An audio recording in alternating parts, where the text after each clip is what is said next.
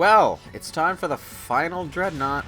Oh boy. This is the only stage in the game that has something resembling like the Act 1, Act 2 structure of Sonic games, only instead of Acts 1 and 2, and occasionally 3, there's 4. There's 4 acts. Yeah, It's like, what if we made Metropolis Zone longer? I'm gonna smack whoever suggested that, for the record, because that's a terrible idea. The only reason Metropolis Zone was even long in the first place, as an interesting design history thing, is because it was supposed to be 2 acts followed by a single act Cyber City Zone. But they didn't have time to make Cyber City Zone, so they took Cyber City's level map, which was already completed, and used it to make a third Metropolis Zone, because they had a level design, they just didn't have the assets. They also, well, in some way they did. The assets will end up being reused for Well, yeah, machine. they had some of the assets, I should say. Not enough to make a level. They but used it for Sonic Spinball? Yeah, the machine's level's aesthetics is borrowed from... Oh, talk about a downgrade. Wayne, I'm gonna be a level in Sonic... Oh, I'm a level in Sonic Spinball now. Oh. Oh. To be fair, Spinball is still one of the quote-unquote better weird Sonic spin-offs. No, Spinball sucks. I'm sorry. You know, Donnie can like it as much as he wants, and good for him. But Sonic Spinball is terrible. Have you played the Drift games? Yes, I actually have played the Drift games, and honestly, those aren't. Yeah, they were on Sonic Mega Collection. If I wouldn't remember go so far as correctly. to say that Sonic Spinball is terrible. Exactly, it's got qualities. It just has its downsides too. It's also unique. I also have had the pleasure of playing Sonic Pinball Party before. Playing Sonic Pinball Party was just a pinball game. I know, and that's all I want from a pinball game is a pinball game. Yeah, but that's not what Sonic Spinball is. It wasn't a pinball simulator. The only pinball simulators we had that far back were like really shitty DOS games. Or the pinball bonus games inside Spinball. Well, yeah, that too. Is it if I'm buying a pinball game, is it that weird for me to want to play pinball? Well, here's the thing. Okay? Well, it's not pinball, it's Spinball. Here's the thing. Nobody made pinball simulators, like real pinball simulators with realistic physics back then. One, because they didn't really know how to do that, and two, because they actually wanted you to go out to arcades and play actual pinball with your actual quarters. Yeah, I was gonna say, back then they actually still had with your arcades. actual friends. Yeah, nobody has friends anymore. People got plenty of pinball machines, but no friends. Yeah, that was back in the day when I could go to the goddamn skating rink around the corner and play the Terminator 2 pinball machine like it was nothing. You guys ever had Space Cadet? Yeah. PCs? Oh yeah, what was it, XP? Or 98 was it? It was a lot of Windows OSs that had it. Yeah, but that was basically all people did in the computer class instead of playing like Number Blasters or whatever they were supposed to be playing. Everybody Math would play Blaster and Urban Munchers. Munchers, yeah. You combine 2 math games. Okay. Excuse me for not remembering games I played in elementary school, alright? Jeez. Excuse me, but those games were all we had from losing our sanity. Yeah, I know, right? Hey, I played Minesweeper instead. That shit's great, alright? To get back on topic for about 20 seconds before we go on. No, I want to talk about Munchers. I really like one aspect of Final Dreadnought, and it's that, you know, after spending so long establishing Brevon as a badass in all these cutscenes, they really do a lot to make you hate Brevon without having a single cutscene play. Because, like, everything he does in this level is interacting with you via gameplay. He shuts off the air, he opens the airlocks to shoot you out into fucking space. He taunts you over the intercom and beams in a goddamn impossible number of enemies that you just have to run from. Hurry, Lilac, or she will die! It's fucking crazy. And I love it. I agree, it's just that even though that this is 4 smaller levels, as opposed to one really, the level's still fucking exhausting. But, you know, they do some really clever gameplay narrative things that I wish more games would do this kind of thing, you know? Yeah, it makes the stages feel more dynamic, I guess, if that makes sense. Like, you're not just... It makes the gameplay and the sense of adventure feel more like a unified entity than they do in most games, where they're very clearly segregated between gameplay and story, you know? Yeah. There aren't many games that really go crazy with that kind of thing. Or Who the hell builds a Springman anyway? Yeah, or pull a gameplay element out that's specifically designed to, evoke a story feeling. Like, one of the only ones that I can think of in recent memory that does that is, disappointingly enough, Mass Effect Andromeda with its planet restoration system and the little meters that pop up because of that. It's really good for, as Total Biscuit pointed out, and I agreed with him even before he said that, it's really good for roleplay. And, there are a lot of ways that you can do this kind of thing. And sometimes it's just doing as much as having the right amount of choice within gameplay that you feel in control of the story, even if you're not really in control of the story. But they did it in a clever way here, and I appreciate it. God damn the spikes! Well, in a game like this, it's not so much feeling like you're in control of the story, but more like you're interacting with it, I guess, if that makes sense. Like, in a lot of games, the levels and the story really have nothing to do with each other at all. Yeah. There are various different ways to get the same kind of emotional effect out of a player, and this is one of them. I realize a lot of gamers don't really care about that sort of thing. Those are the kind of gamers that will scoff at you if you criticize Fallout 3 for not being good at role-playing. Yeah, how dare you like a game because of its story? Like, no, you should only care about a game's gameplay. No, the story, it doesn't matter, even if you want to like it or dislike it. Don't care. Only care about gameplay. Yeah, that kind of response always kind of ticks me off, because the gameplay and the story are it's all part of the experience. You know, it all is. And yes, Galaxy Trail, I have played Gunstar Heroes. Stop asking me. I haven't, so I don't get this that. This is clearly 7 Force from Gunstar Heroes. The best boss in the game, bar none, though, to be fair, but it's like, come on, guys. You see, I don't necessarily think it's wrong to only play a game because of its story, or like even only play a game because of its graphics, or only be interested in the game initially because of its graphics, I guess I should say, because or whatever. Like, you can play a game, if you spend money on the game, you can play it for whatever the hell reason you want to. Now, we might make fun of you for that reason, but I make fun of people for everything, so you shouldn't really care what I say. I think what I'm trying to say is that, you know, on those occasions where a game manages to pull this kind of effect off, it creates an effect. It creates a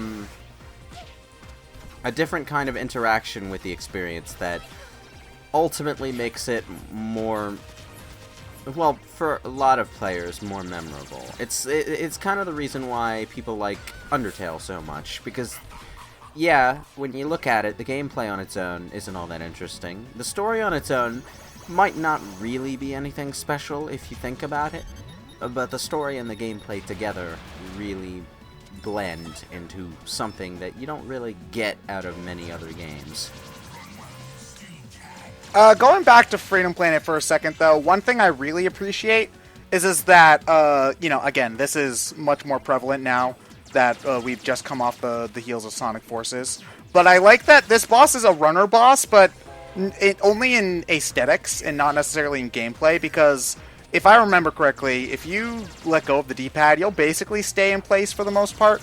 So it's more, you still have to dodge enemy patterns as you'll slow down a little bit. You'll go backwards slightly, You go backwards a step, I think. It doesn't feel like, for example, a Sonic runner boss, though, is the thing. It doesn't feel like there's pushback.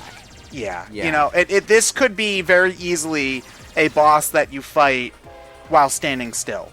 And the running really just makes it more dynamic visually, as opposed to, you know, oh, okay, I gotta constantly catch up to the boss over and over again because I missed time to jump, which was really annoying in stuff like Sonic Advance 2, where if you fuck up a jump or get hit or whatever, you have to spend several seconds trying to speed up to catch back up to the boss.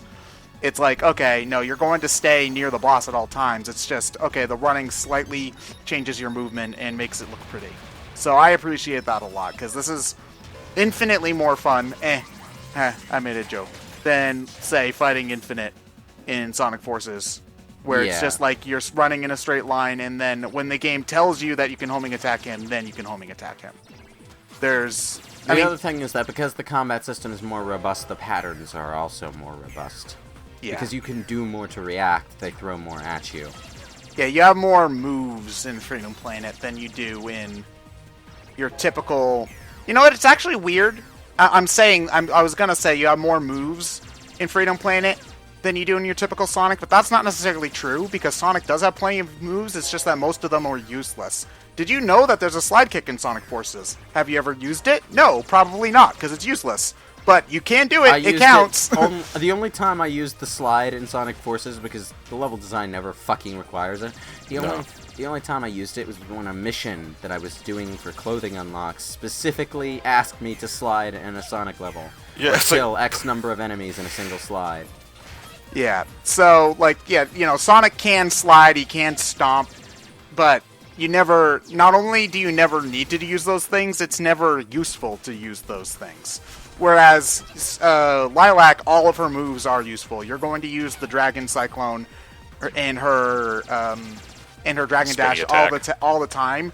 And even though you never necessarily need to use her uppercut or drop kick, they are useful to use if you can time them right.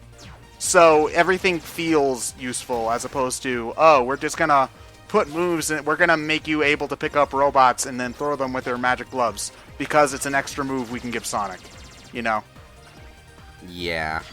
See, guys, there I made fun of Adventure 2, proving I'm not a mindless nostalgia sheep. Yeah, cool. Do I get internet points now? No? No. Aw. Quit with your... You know they're practically worthless. Yeah, but it makes me feel better. Damn it, I like the validation. John, we're video gamers. The sense of accomplishment and achievement for actually doing them. John, we're video gamers. We're instinctively trained to make numbers go up. It just makes us feel that's good. why. Oh shit, that's why I suck at golf. Can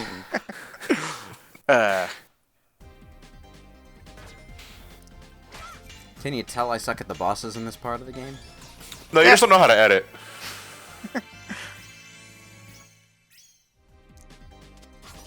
Yeah, that's one stage done. Yeah. Lives don't mean anything in this game, we should also mention. I don't know if we brought this up earlier, but... Yeah, we did, but it bears repeating. Yeah, if you get a game over, you're not only get infinite continues, you're brought back to your last checkpoint, so you don't have to replay anything. Yeah, for progression they mean nothing. I think your score does reset, but that's only as much as. Also, you who make cares it. about score? Well, some people do. Some people, I guess here's the thing. I'm glad that they made this decision, because if you had to replay a 20-minute long level because you died at the boss, I would want to throw my controller. At the same time, it just makes you wonder why lives are even there to begin with. It does. Maybe there's an least, achievement. Well, there is an achievement for not dying, but I don't think there's an achievement for... Actually, now that I think about it, what's the Dragon Power achievement? I don't know. I should look this... I'm 90% sure there's an achievement for beating the game without dying, which sounds like something completely miserable, and I wouldn't wish that trying to get that onto my worst enemy. Oh, Gerard! Planet. Jesus Christ, trying to beat Power.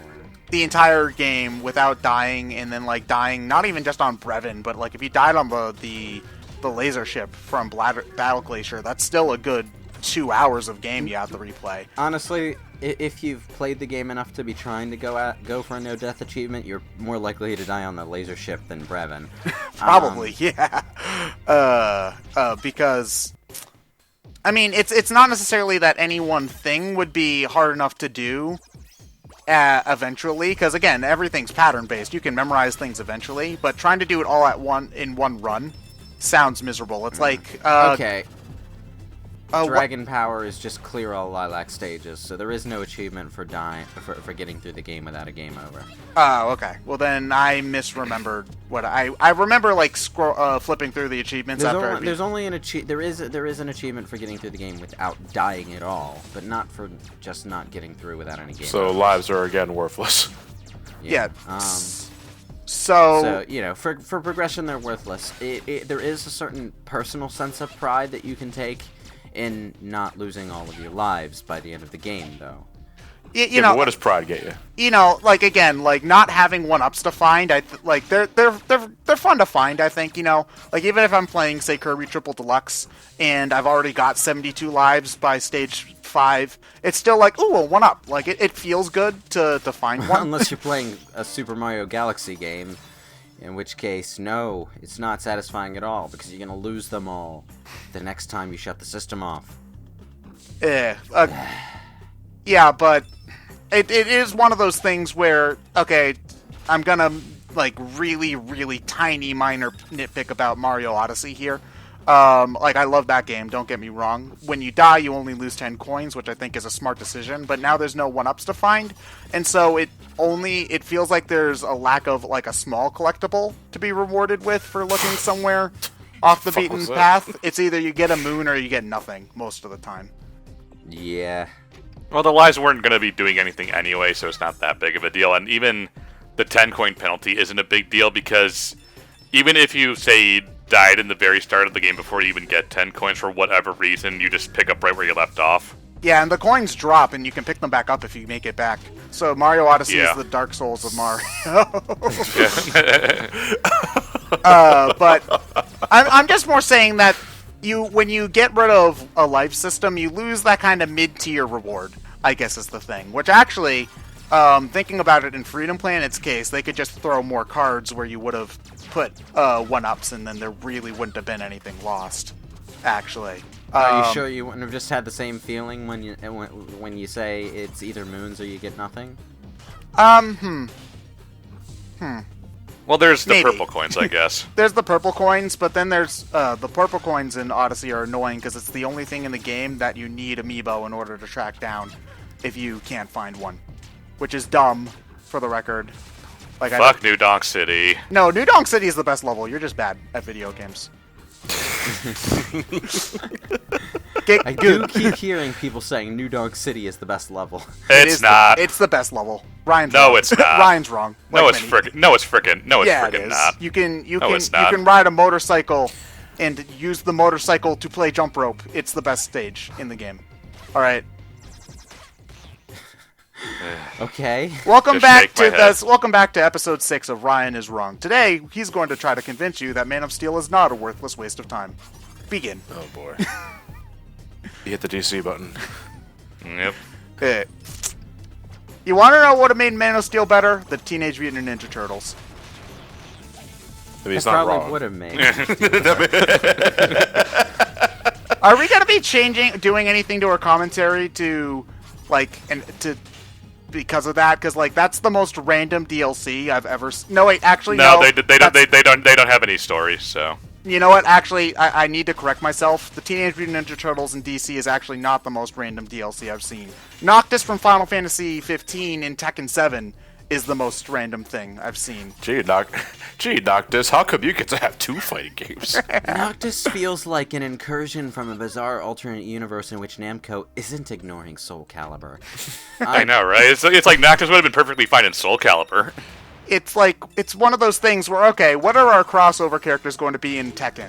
Well, we've got Akuma from Street Fighter, fighting game. Geese from Fatal Fury, fighting game. Noctis from Final Fantasy 15. Huh? What?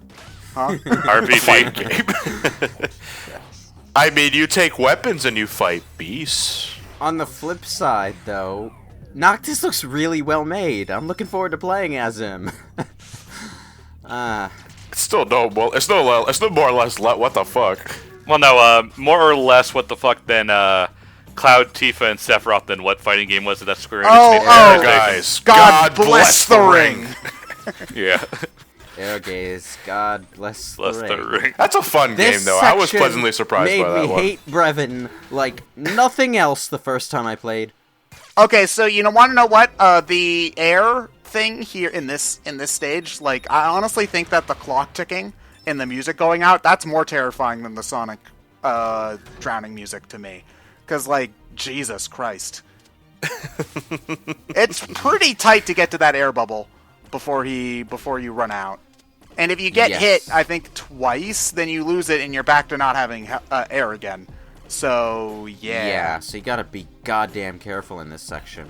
Yeah, it's...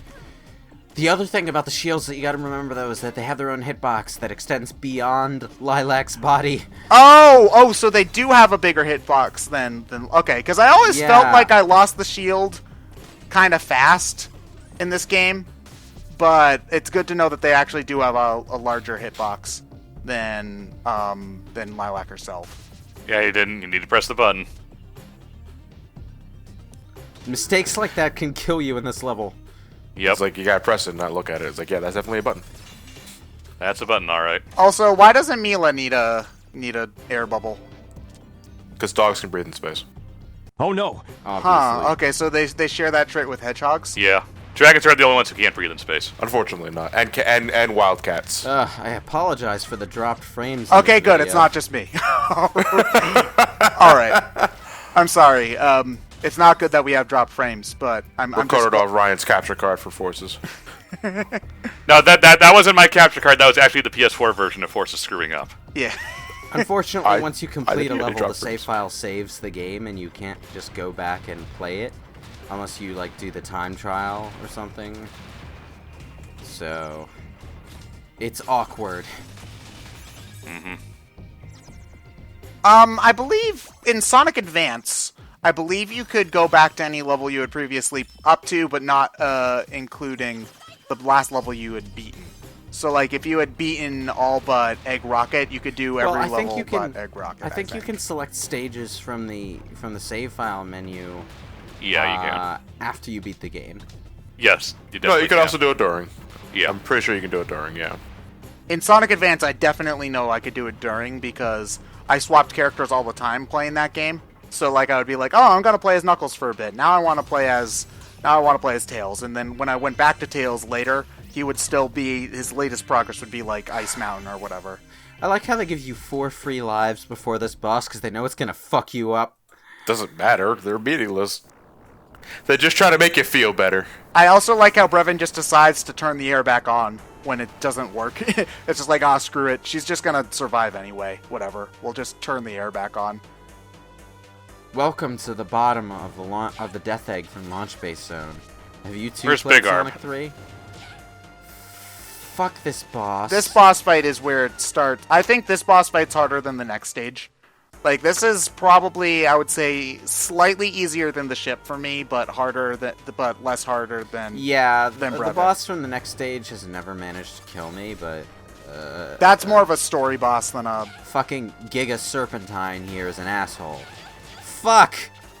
Much easier as Carol. Lilac has a miserable time here. Well, Carol can attack really quickly, is the thing. Well, she can also wall jump off the walls, and those act as safe zones. Yeah. Lilac, though, I mean, holy shit. My least favorite attack is the spread shot.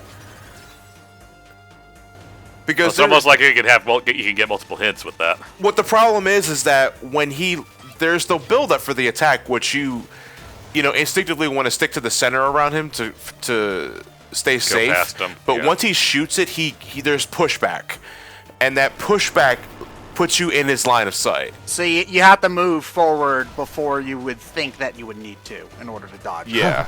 And guess what? He gets faster. Yes, he Yeah, he does does. definitely get faster. Like, I think during Phase 2, his helmet breaks, and then he goes faster.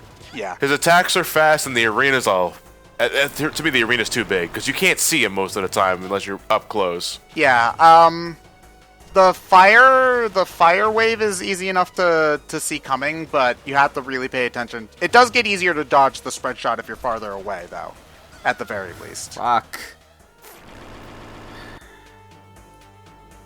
If Yeah, I this- have to listen to the first few notes of this boss theme anymore, I'm gonna punch something. Probably a giant mutant basset hound. This is the part of the game where I think that the bosses go from being satisfying to just being annoying.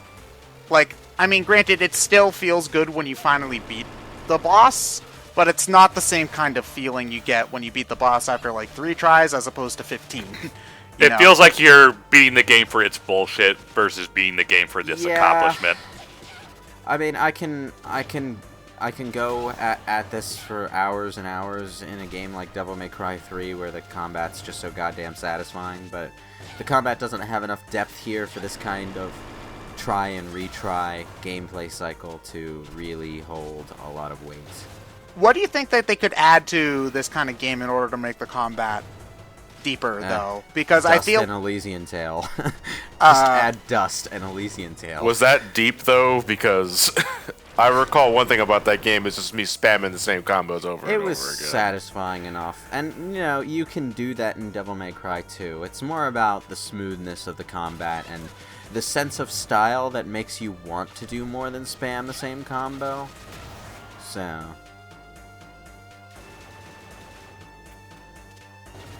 I mean, like, the world doesn't care if you beat the game with only D-rank style combos, but Lewis does. You sure do.